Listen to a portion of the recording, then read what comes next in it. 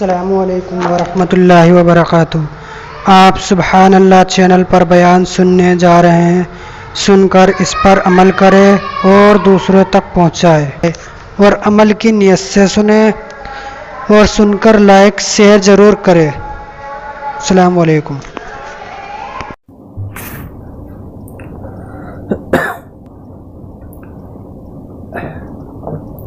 अस्सलामुअलैकुम वरहमतुल्लाहि वबरकातुहू। मेरे मोहतरम भाइयों, दोस्तों, बुज़ुर्गों और अजीज़ साथियों, अल्लाह ताला का करम हुआ, एहसान हुआ कि अल्लाह ताला ने हमें इस दीन की मजलिस में बैठने की तौफीक अता फरमाई और मज़ीद करम यह हुआ कि थोड़ी देर की दीन की गौर व फिक्र लेने की तौफीक अता फरमाई। थोड़ी देर दीन की गौर व फिक्र लेनी 60 या 70 साल की नफली इबादत से अफजल है। मेरे मोहतरम भाइयों, दोस्तों, बुजुर्गों, ऐसी मजलिसों को अल्लाह के फरिश्ते ढूंढते फिरते हैं और जब मिल जाती है तो चारों तरफ से कतार लगा लेते हैं। ज़मीन से लेके आसमान तक, सातों ज़मीन से लेके सातों आसमान तक कतार लगा लेते हैं। और जब ऐसी बाबरकत मजलिस पूरी हो जाती है तो अल्लाह के मासूम फरिश्ते अल्लाह के पास जाते हैं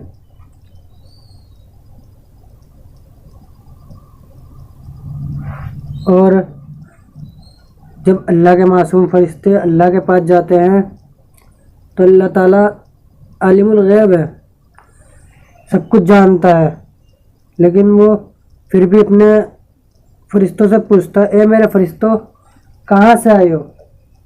तो फरिश्ते जवाब देते हैं, या बारी ताला, हम फला जगह से आए हैं जहाँ तेरे बंदे तेरी हम्दो सना कर रहे थे। कि क्या कह रहे थे? कि जन्नत की तलब कर रहे थे और जहन्नम से पनाह मांग रहे थे। तो अल्लाह ताला कहता है, क्या उन्होंने मेरी जन्नत को देखा है? या बारी ताला, देखा तो नहीं। क्या उन्होंने मेरी जहन्नम को देखा है? फरिश्ते कहते हैं, या बारी ताला, देखा तो नहीं। तो अल्लाह ताला फरमाते हैं, अगर वो मेरी जन्नत को देख लेते तो और तलब करते और मेरी जहन्नम को देख लेते तो और पनाह मांगते।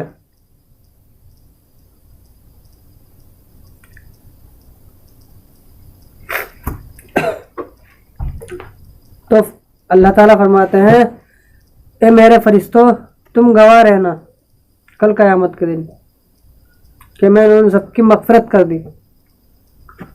फरिश्ते कहते हैं, या बारी ताला, एक शख्स जो अपने किसी काम से जा रहा था वो इस महफिल में आकर बैठ गया। तो अल्लाह ताला ने कहा, ये महफिल ऐसी बाबरकत महफिल है कि मजलिस है कि इसमें जो शख्स भी आकर बैठता है उसकी मग़फ़िरत हो जाती है। तो मेरे भाइयों, दोस्तों, बुजुर्गों, ऐसी मजलिस में बैठो जिसमें मग़फ़िरत हो, ऐसी में ना बैठो जिसमें गुनाह मिले। आज दुनिया की मजलिस से तुम कितनी बड़ी से बड़ी मजलिस के अंदर बैठ जाओ, इसमें अल्लाह के कोई वादे नहीं है, लेकिन ऐसी मजलिसों पे अल्लाह के मग़फ़िरत के वादे हैं।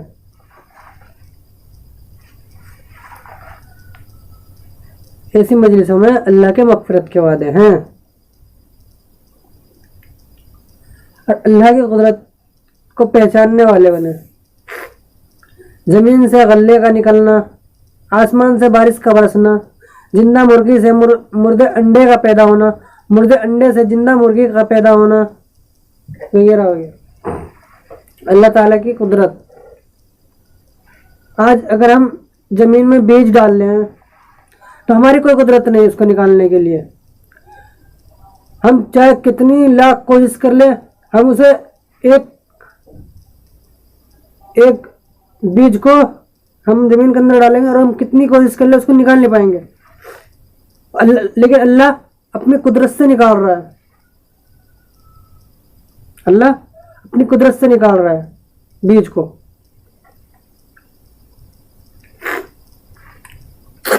अल्लाह की कुदरत को पहचानने वाले बने। अल्लाह की कुदरत देखो तुम। ये आसमान जो है बिना रुका उसके खड़ा हुआ है, ना तो कोई पिलर है ना कोई दीवार है, बिना दीवार और पिलर के खड़ा हुआ है। अल्लाह की कुदरत को पहचानो। अगर आज हम कोई मकान बनाने खड़े हो गए, बिना पिलर के और दीवार के नहीं रोक सकते उसको, लेकिन अल्लाह ताला का निज़ाम देखो। पूरे आसमान को देखो तुम, बिना उसके दीवार के, बिना पिलर के खड़ा हुआ है।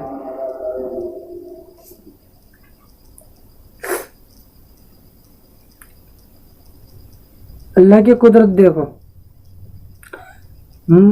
अंडा जो था बिल्कुल बंद होता, उसके अंदर बाहर को गेट वेट नहीं होता, लेकिन अल्लाह ताला उसके अंदर चूजा पैदा करता है, मुर्गी का बच्चा पैदा करता है अल्लाह ताला उसके अंदर। और आज हम कितने कुछ भी कर ले, नहीं कर सकते, क्योंकि अल्लाह की कुदरत है ये।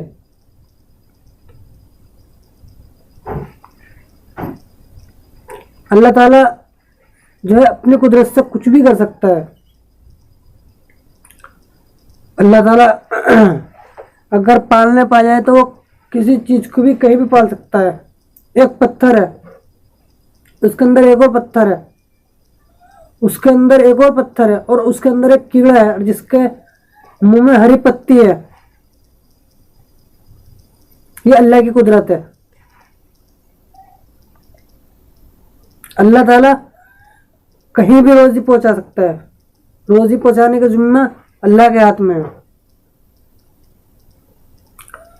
और हम आज अल्लाह की नाफरमानी पे उतरे हुए हैं। अल्लाह की नाफरमानी पे उतरे हुए हैं आज हम। अल्लाह के फर्मा बरदार बनो। आज हमने नमाज को छोड़ दिया और कोई दुख नहीं हुआ। अल्लाह का अहम फरीज़ा है नमाज।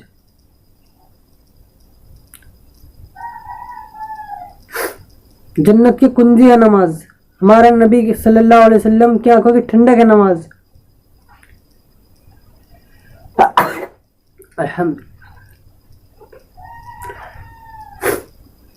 आज हम नमाज को अदा करने वाले बने।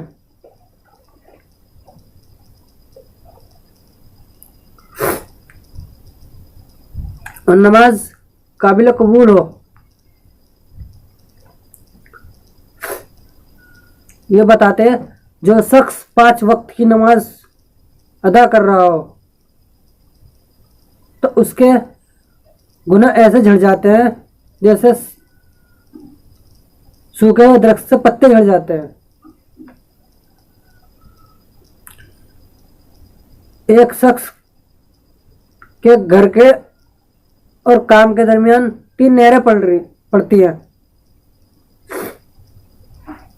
और वो उनमें से रोज गुजरता हो नहरों के अंदर से, तो उसके शरीर पर कोई मैल रह जाएगा कि वो 5 मरतबा नहाएगा? तो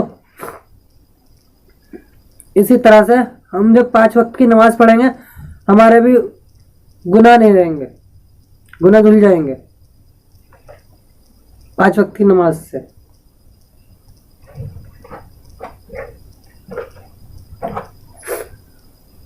नमाज अदा करने वाले बने और नमाज इखलास के साथ पढ़े, जो अल्लाह को पसंद आए। नहीं तो कल क़यामत के दिन एक काले कपड़े में लिपेट कर नमाज हमारे मुंह में फेंक के मार दी जाएगी।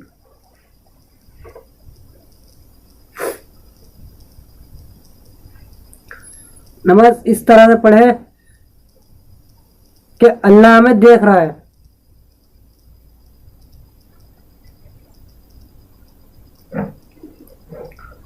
और 5 वक्त की नमाज की पाबंदी करे। तो आज से सब पढ़ेंगे मेरे भाइयों दोस्तों, नमाज को अदा करने वाले बने, वक्त पे अदा करें।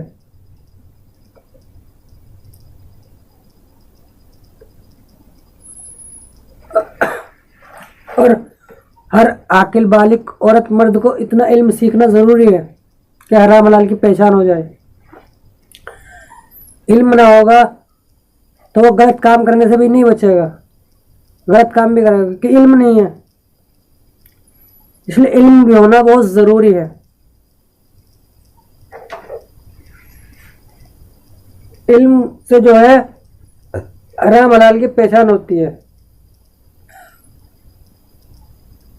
इतना इल्म सीखना हर आकिल बालिग औरत मर्द को फ़र्ज है कि हराम हलाल की पहचान हो जाए। इल्म ना होगा तो वो कुछ भी कर सकता है, क्योंकि उसको इल्म नहीं है।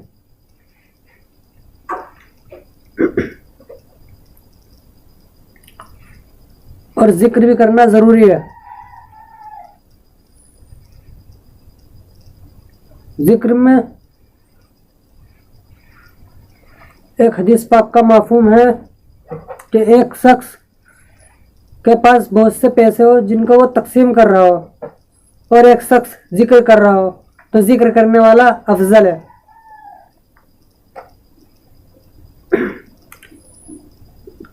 जिक्र करने से दिल जिंदा होता है,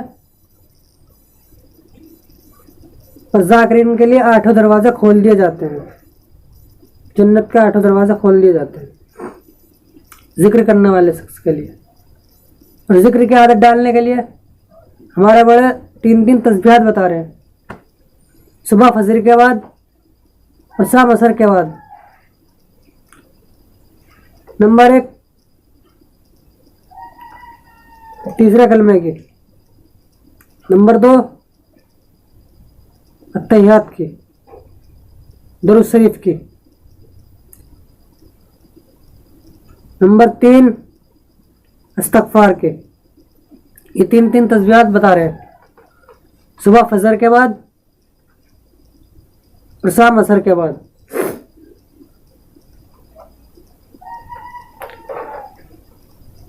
जिक्र करने से दिल जिंदा होता है।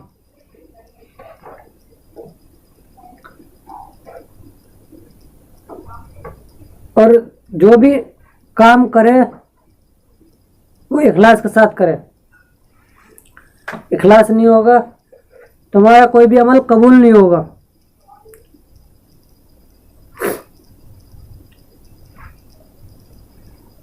और अगर हम किसी का दिल दुखाकर काम करेंगे तो वो भी कबूल नहीं है। इकराम करना भी ज़रूरी है।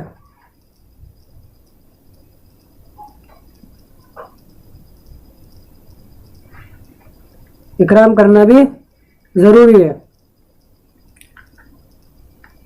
इकराम ऐसा हो जैसे सहाबाओं का था, अपने भाई से पहले पानी पीना गवारा ना किया और जान दे दी। एक स्त्री 7 घर घूमने के बाद उसी घर पर आ गई थी जिस घर से चली थी।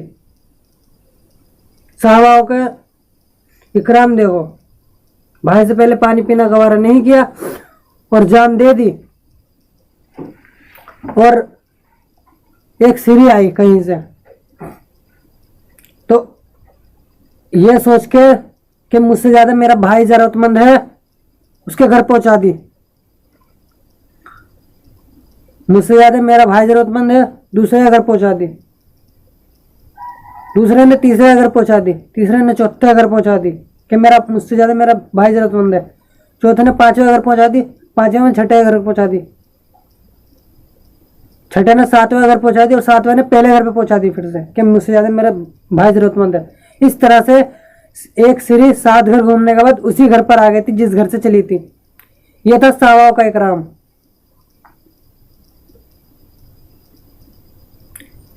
कहीं जंग हो रही और प्यास लगी तो पानी मांगा, फिर दूसरे नवाला लगा दी, तीसरे नवाला लगा दी। पानी लाने वाला पहले के पास गया, उसने कह दिया मुझसे ज़्यादा मेरा भाई ज़रूरतमंद है, उसने कह दिया मेरा भाई ज़रूरतमंद है। तीनों ने जान दे दी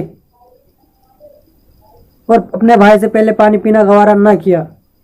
यह था सहाबाओं का इकराम।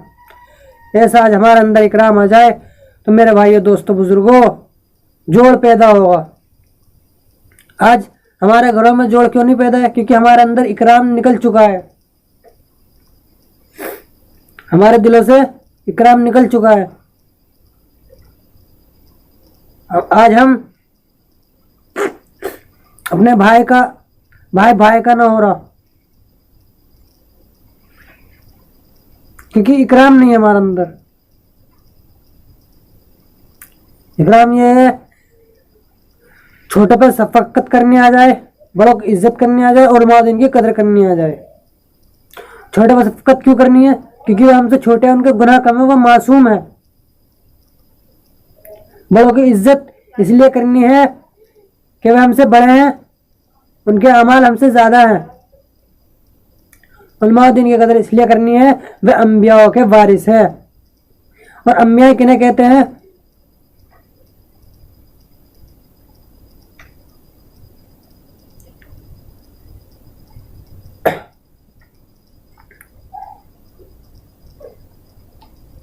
अंबिया करीम उन्हें कहते हैं, ये नबियों में से होते हैं।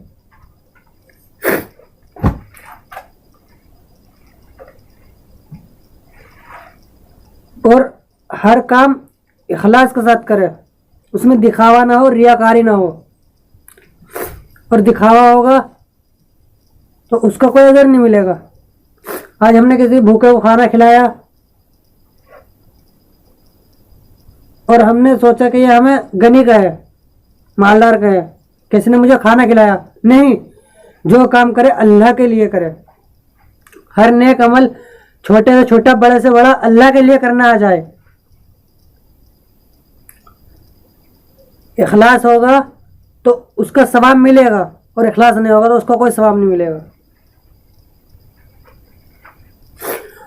और हमने इखलास के साथ एक बीजी हुई गुठली भी सदका कर दी तो ओहद पहाड़ के बराबर सवाब मिलेगा।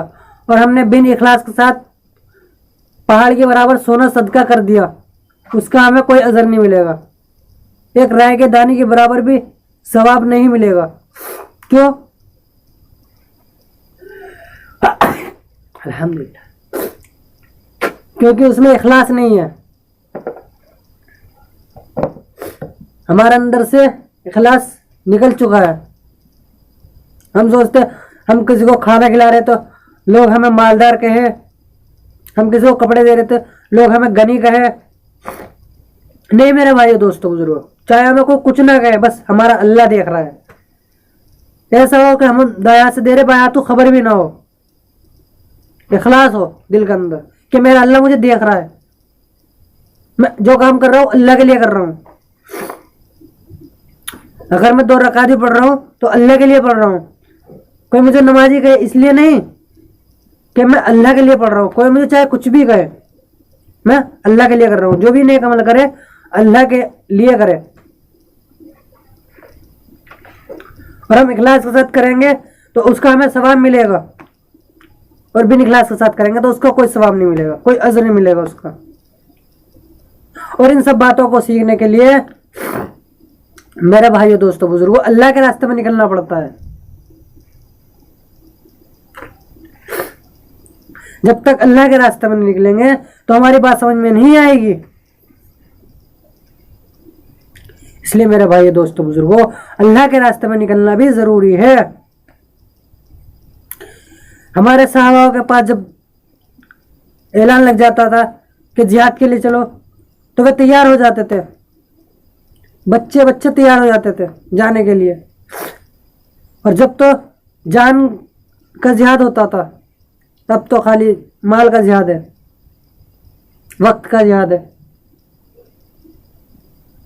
उस वक्त जान का जिहाद होता था और फिर भी सहाबा एकदम तैयार थे क्योंकि उनका ईमान मजबूत था।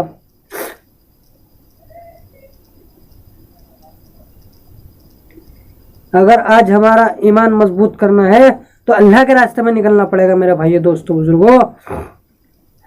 अल्लाह के रास्ते में निकलना बहुत ज़रूरी है। और सब बातों को सीखने के लिए अल्लाह के रास्ते में जाना ज़रूरी है। और जब तक हम अल्लाह के रास्ते में नहीं निकलेंगे तो बात समझ में नहीं आएगी। बात तभी समझ में आएगी जब हम अल्लाह के रास्ते में निकलेंगे।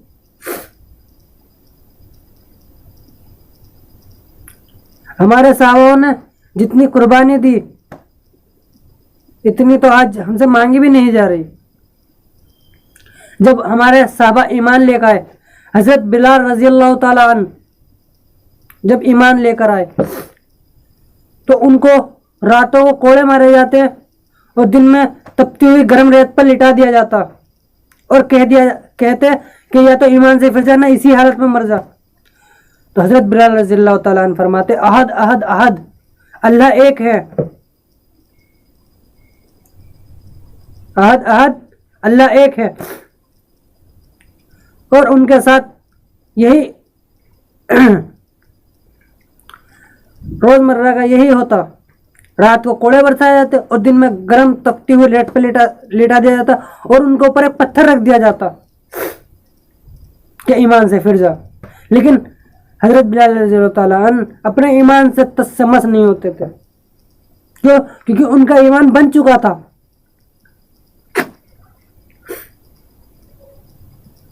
उनका ईमान ऐसा था कि गर्दन कट जाती तो खून के कतरे कतरे में ईमान बच चुका था उनके।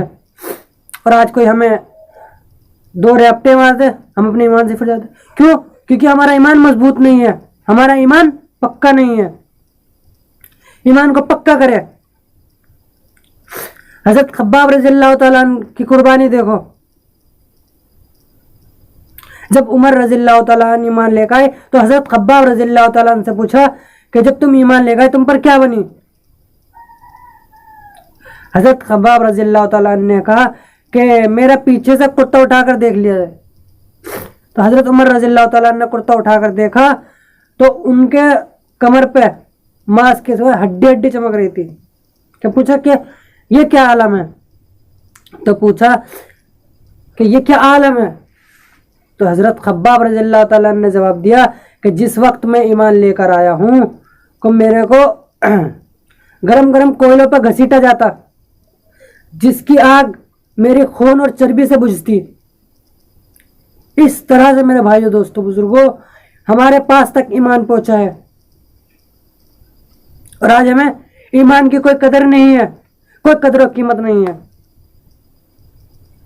बाप का माल कमाया हुआ मिल गया और बेटे उड़ा रहे हैं। क्यों? क्योंकि हमारी मेहनत नहीं ली जिसमें मेरे भाई दोस्तों बुजुर्गों हमारी मेहनत लगती तो हमें इसकी कदर होती। आज हमारी मेहनत नहीं लगी तो इसकी हमें कोई कदर नहीं है, कोई कदर और कीमत नहीं है। आज डिग्री पाने के बाद डिग्री वाला गिराता है, डॉक्टर का बेटा डॉक्टर नहीं होता, इंजीनियर का बेटा इंजीनियर नहीं होता। आज हम इंजीनियरिंग करेंगे तो हम इंजीनियर कहलावांगे, डॉक्टरी करेंगे तो आज हम डॉक्टर कहलावांगे, मजदूरी करेंगे तो मजदूर कहलावांगे। लेकिन हमारी कोई मेहनत नहीं, हम मुसलमान कहला रहे हैं। क्यों? क्योंकि हम मुसलमान के घर में पैदा हुए।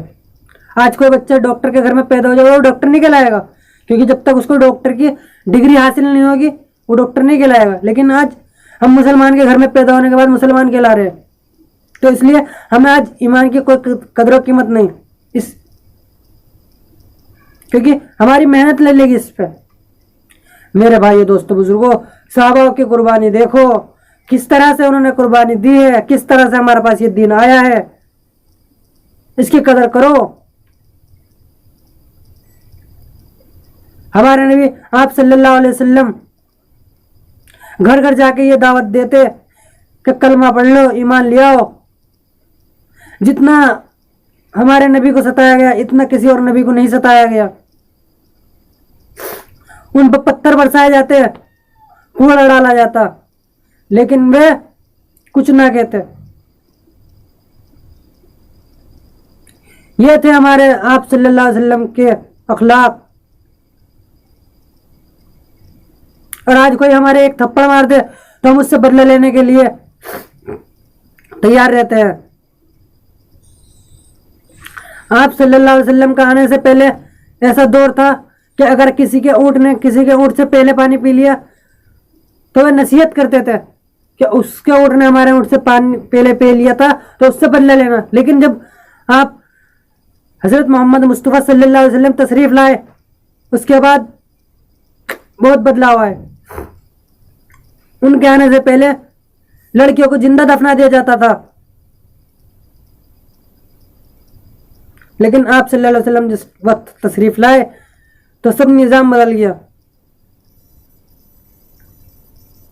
क्योंकि आप सल्लल्लाहु अलैहि वसल्लम ने मेहनत की, सहाबाओं ने मेहनत की उनके साथ में, सहाबाओं की कुर्बानी लगी है इस दीन पे। पहाड़ अपनी जगह से हिल सकता है, लेकिन आप हमारे सहाबाओं का ईमान तस से मस नहीं हो सकता। क्यों? क्योंकि उनका ईमान बन चुका था, और आज हमारे पास इतना सा भी ईमान नहीं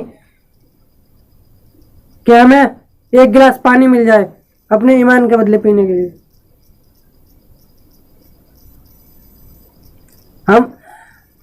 हम अगर राई के दाने के बराबर भी ईमान को बनाकर और बचाकर ले गए तो हम कामयाबी पा जाएंगे।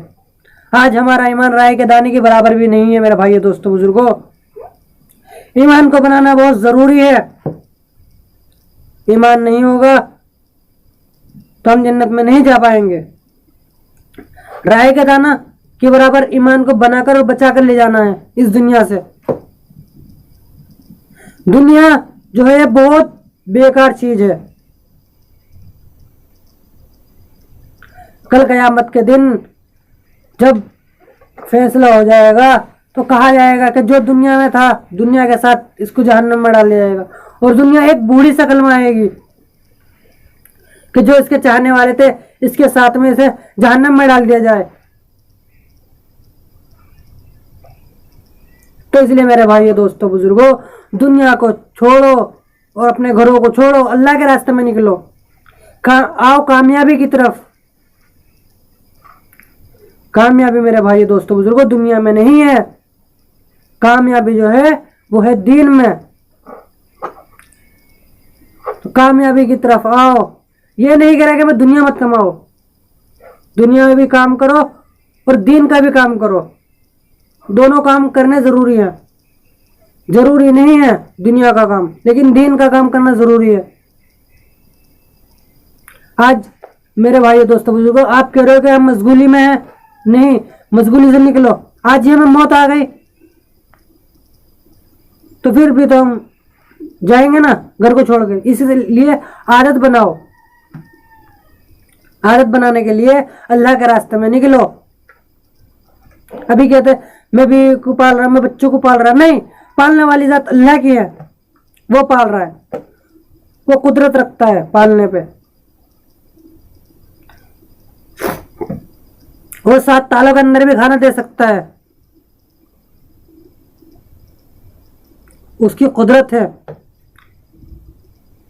कि वो 7 तालों के अंदर भी खाना दे सकता है। एक पत्थर है, उसके अंदर एक और पत्थर है, उसके अंदर एक और पत्थर है, और उसके अंदर एक कीड़ा है जिसके मुंह में हरी पत्ती है। वो किसने दी? अल्लाह ने। तो अल्लाह ताला हमें खाने को नहीं देगा? हमारे बीवी बच्चों को खाने को नहीं देगा? देगा ना मेरे भाई, दोस्तों। तो इसीलिए अल्लाह के रास्ते में निकलना जरूरी है। जब तक अल्लाह के रास्ते में नहीं निकलेंगे बात समझ में नहीं आएगी। मेरे भाई, दोस्तों, बुजुर्गों, अल्लाह के रास्ते में निकलो। अब एक अल्लाह के रास्ते में निकले हुए कुछ साथी एक शख्स से मिलने के लिए गए।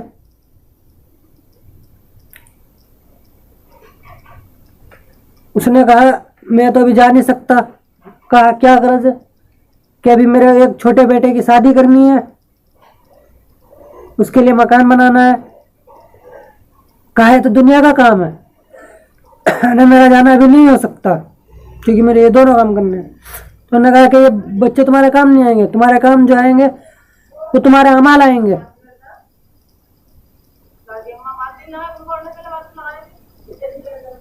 जो तुम्हारे काम आएंगे, तुम्हारे अमल काम आएंगे। बीवी बच्चे काम नहीं आएंगे।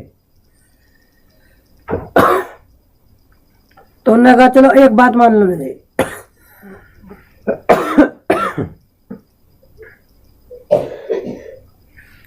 उन्होंने कहा क्या कि सुबह को उठना मत जब तक मैं ना आकर उठाऊं। उन्होंने कहा ठीक है। तो वो सो गए और सुबह को उठे नहीं, तो रवा पिट्टी पड़ गई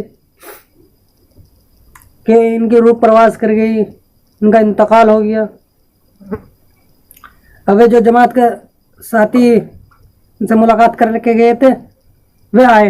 उन्होंने कहा क्या हुआ? मैंने ऐसे ऐसे रात तो ठीक ठाक सोए थे, सुबह ऐसा ऐसा हो गया। तो उन्होंने कहा ये जिंदा हो सकते हैं, गुड़ और दूध लेकर आओ। और उन्होंने वैसे ही कुछ पढ़ के गुड़ को दूध में डाल के कह दिया कि जो ये पी लेगा वो मर जाएगा, ये जिंदा हो जाएंगे। जो इस दूध को पी लेगा वो मर जाएगा और ये जिंदा हो जाएंगे। पहले बड़े बेटे को कहा, बड़े बेटे ने मना कर दिया। उससे छोटे वाले को कहा, उसने मना कर दिया। फिर सबसे छोटे वाले को कहा जिसके लिए मकान बनाने के लिए कह रहे थे, कह लो तुम्हारे लिए तो मकान बनाने के लिए कह रहे थे, तुम पी लो। तुम्हारी शादी करने के लिए कह रहे थे, तुम पी लो। तो उन्होंने मना कर दिया कि शादी तो मैं खुद भी कर सकता हूँ और मकान मैं खुद भी बना सकता हूँ। शादी मैं खुद भी कर सकता हूँ और मकान मैं खुद भी बना सकता हूँ, लेकिन मैं मर गया तो इस चीज़ का फायदा क्या फिर? तो उन्होंने कहा मैं पी लूँ, ना आप पी लो। उन्होंने पी लिया और कहा खड़ा हो बिस्तर ले आओ अपना। उन्होंने जब भी बिस्तर मंगाया और वो अल्लाह के रास्ते में निकल गए। तो मेरे भाइयों दोस्तों बुजुर्गों, कोई काम नहीं आने वाला दुनिया के अंदर, सब माल के भूखे हैं। आज ही तुम्हारा दम निकल जाए तो ये कहेंगे कि कब उठा के ले जाए मिट्टी को। और मेरे भाइयों दोस्तों बुजुर्गों, ईमान होगा तो जन्नत में जाने वाले बनेंगे, और ईमान नहीं होगा तो हमारा ठिकाना जहन्नम में होगा। तो मेरे भाइयों दोस्तों बुजुर्गों, जहन्नम से पनाह मांगो और दीन की तलब करो और जन्नत की तलब करो। दीन के लिए जान से, माल से, वक्त से तैयार हो जाओ। अल्लाह के रास्ते में निकलने वाले बनो।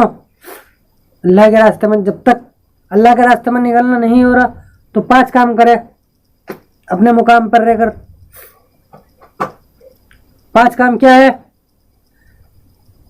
5 काम ये है, फिर 2.5 घंटे की मेहनत, अपनी मस्जिद का मशवरा। 2 काम, 2.5 घंटे की मेहनत, अपनी मस्जिद का मशवरा, 2 गश्त, एक अपनी मस्जिद का, एक पड़ोस की मस्जिद का। 3रा काम, अपनी मस्जिद की तालीम, अपने घर की तालीम। 5वां काम, 5वां काम ये है कि महीने के 3 दिन, 27 दिन अपने खूब मेहनत करे और 3 दिन अल्लाह के रास्ते में दे। मस्जिद का मशवरा,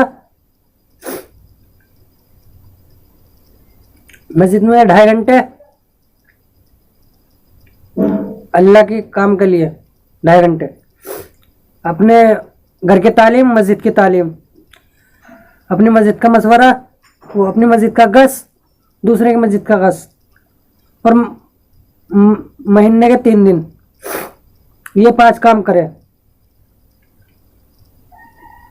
मेरे भाइयों दोस्तों बुजुर्गों, 24 घंटे में से 8 घंटे अल्लाह के लिए, 8 घंटे घर के लिए और 8 घंटे काम के लिए। ऐसी रूटीन बनाओ। ऐसी रूटीन बनाएंगे तो हमें काम में भी आसानी होगी और घर के कामों में भी आसानी होगी। 8 घंटे घर के लिए, 8 घंटे मस्जिद के लिए और 8 घंटे अपने काम के लिए। इस तरह से अपना रूटीन बनाओ। अल्लाह ताला कहने सुनने से ज़्यादा अमल करने की तौफीक अता फरमाए। दुआ पढ़ लो। सुभान अल्लाह व बिहम्दिही सुब्हानकल्लाहुम्मा व बिहम्दिका व नशहदु अन ला इलाहा इल्ला अंता व नस्तगफिरुका व नतूबु इलैहि। सुब्हान रब्बिका रब्बिल इज्जति अम्मा यसिफून व सलामुन अलल मुरसलीन वल्हम्दुलिल्लाहि रब्बिल आलमीन। जज़ल्लाहु अन्ना मुहम्मदन मअहू सुब्हानल्लाहि व बिहम्दिही अददा खल्क़िही व रिज़ा नफ्सी व ज़िनता अर्शिही व मिदादा कलिमातिही। अस्सलामु अलैकुम। अगर आपको पसंद आया है तो लाइक करें, शेयर करें एंड कमेंट्स करें और सब्सक्राइब करें हमारे यूट्यूब चैनल को और बेल आइकन को दबा दें ताकि हमारी नोटिफिकेशन मिलती रहे।